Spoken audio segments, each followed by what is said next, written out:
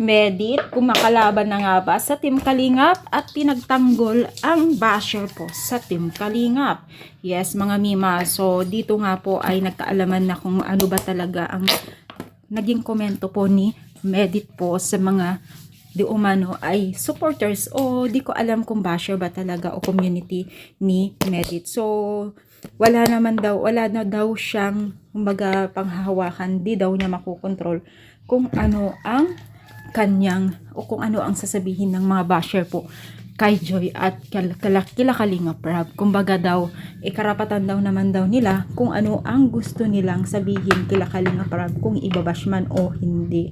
At wala naman siguro daw masama sa ginagawa nila.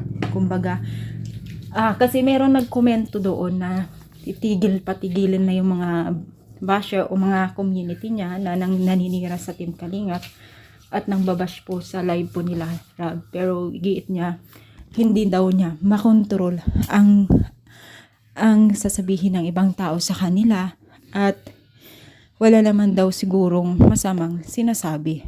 So, kumbaga ay labas na siya sa mga sinasabi ng basher kila Kalinga Prab at Joy, no? So, kumbaga hindi in-expect ng taga-supporters ng Team Kalingap na ganun nang sasabihin ni Medit, no, sa mga basher po ng Team Kalingap. So, choice niya yan kung anong gusto niyang sabihin, gusto niyang gawin, malaya siya, diba?